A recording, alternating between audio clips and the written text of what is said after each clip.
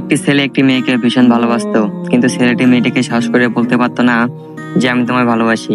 কিন্তু ওদিকে মেয়েটাও জানতো ছেলেটা ওকে ভালোবাসে, মেয়েটাও ওকে ভালোবাসতো। কিন্তু মেয়েটা ভাবতো ছেলেটা যখন ওকে বলবে তখন মেয়েটা বলবে হ্যাঁ আমিও তোমায় ভালোবাসি। কিছুদিন পর ছেলেটি মেয়েটিকে বলে আমি তোমায় ভালোবাসি। মেয়েটা বলে এত দেরি করে বললে? ছেলেটি বলে মানে কিছু বুঝতে পারলাম না। মেয়েটি বলে হ্যাঁ আমি জানতাম তুমি আমাকে ভালোবাসো আর আমিও তোমায় ভালোবাসি। তখন তাদের দুজনের মধ্যে অনেক কথা হয়। ছেলেটি মেয়েটির কাছ থেকে নাম্বার নিয়ে ওখান থেকে চলে যায়। তারপর ছেলেটি রাত্রে ফোন দেয়, তাদের মধ্যে অনেক কথাবার্তা হয়। আস্তে আস্তে তাদের সম্পর্কটা অনেক গভীর হয়ে যায়। ছেলেটি মেয়েটাকে অনেক ভালোবাসতো, কিন্তু ছেলেটা জানতে চাইতো মেয়েটা কি আমাকে ভালোবাসে। তো তখন সাক্ষাৎ মেয়েটাকে ফোন করে বলে তুমি কি আমাকে ভালোবাসো? মেয়েটি বলে হঠাৎ এই প্রশ্ন? ছেলেটি বলে এমনি, তুমি আমাকে কতটা ভালোবাসো? তখন মেয়েটি বলে আমার জীবনের থেকেও তোমাকে বেশি ভালোবাসি। তখন তাদের মধ্যে অনেক কথাবার্তা হয়।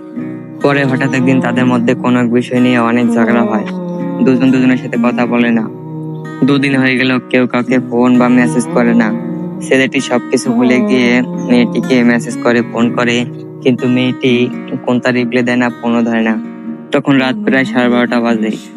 ছেলেটি অনেকবার তাকে ফোন করে, মেসেজ করে, কিন্তু মেয়েটি কোনো রিপ্লাই দেয় না, ফোন ধরে না। ছেলেটি কিছু ভেবে পাচ্ছিল না যে তখন কি করবে। পরের দিন সকালে মেয়েটি ঘুম থেকে উঠে দেখে ছেলেটি তাকে অনেকবার ফোন করেছে, মেসেজ দিয়েছে। মেয়েটি সাথে সাথে রিপ্লাই দেয়, বলে আমি ঘুমিয়েছিলাম তাই মেসেজে রিপ্লাই দিতে পারিনি।